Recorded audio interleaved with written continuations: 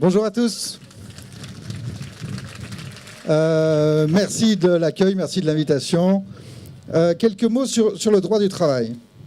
On connaît les derniers épisodes, on connaît la loi El Khomri.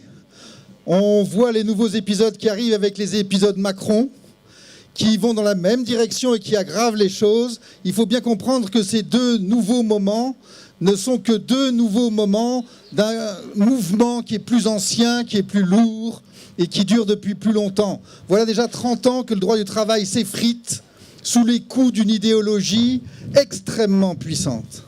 On nous dit le droit du travail est la cause du chômage. On nous dit le droit du travail est le mal qu'il faut abattre pour que ça aille mieux.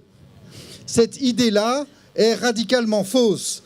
Si les pays à bas coût étaient aussi riches que ça, on le saurait. Si le droit du travail était à ce point-là une nuisance, les pays du Sud seraient des pays riches. Et ils ne sont pas riches. Il faut bien comprendre qu'un droit du travail de qualité, c'est aussi la garantie d'un travail de qualité. Et que c'est le travail de qualité qui permet le travail productif et qui permet la richesse. Et que ce n'est pas en détruisant les travailleurs qu'on détruit, enfin c'est en détruisant les travailleurs, qu'on détruit la productivité, qu'on détruit l'économie. Cette idéologie-là, qui est une idéologie lourde, ancienne, présente, a fait déjà beaucoup de mal, elle continue à faire du mal.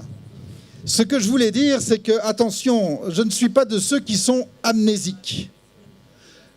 Les ordonnances Macron sont des continuations d'une direction qui est ancienne. Par exemple, on pense fusionner les institutions représentatives du personnel et on parle même de supprimer les délégués syndicaux. Il faut savoir que cette direction-là a déjà été préparée par la loi Rebsamen d'août 2015. On nous parle actuellement de détruire les protections du droit du licenciement. Vraiment, cette destruction est très importante, celle qui s'annonce. Il faut savoir que ces destructions ont été préparées par la loi du 14 juin 2013, qui a vraiment abîmé le droit du licenciement d'ores et déjà au nom de cette idéologie selon laquelle si on protège les emplois, ça détruit les emplois, si on protège les salariés, ça fait du mal aux salariés, comme si protéger les emplois, ça ne pouvait pas aussi protéger les emplois, et protéger les salariés. Donc il faut bien comprendre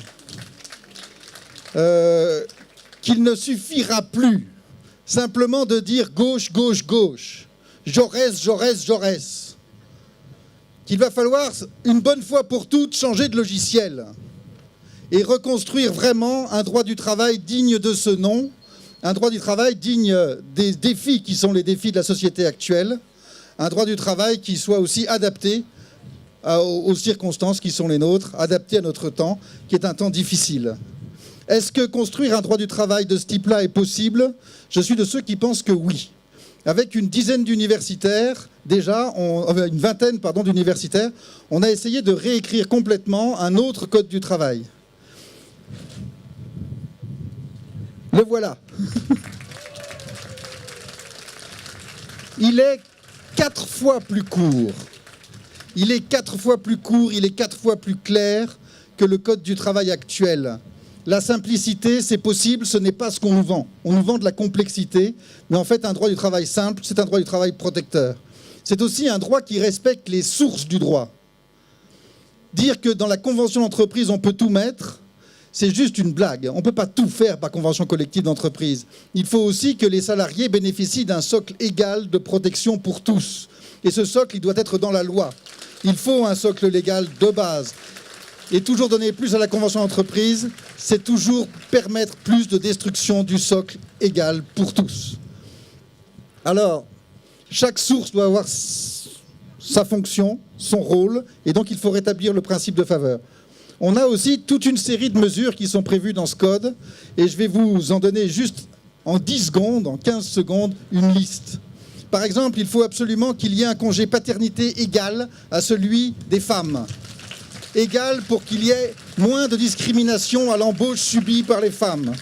Il faut qu'on arrête avec la flexibilité du temps de travail. Il faut que le temps de travail soit prévisible pour que le temps libre soit prévisible, parce qu'il y a des activités qui méritent d'être organisées dans le temps libre, et pas seulement des barbecues, mais aussi des activités militantes, aussi des activités familiales. Et donc il faut de la prévisibilité. Il Face au chômage, il faut réenclencher la problématique de la réduction du temps de travail. Face à la précarité, on nous dit qu'il faut abîmer le contrat à durée indéterminée. Face à la précarité, pas du tout. Il faut donner des droits supplémentaires aux travailleurs précaires pour empêcher cette entrée dans la précarité.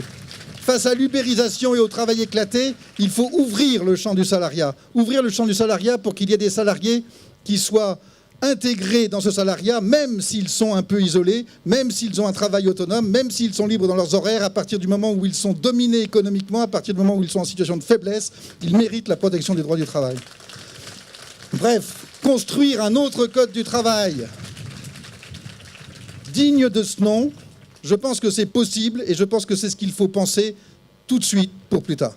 Je vous remercie. Merci Emmanuel.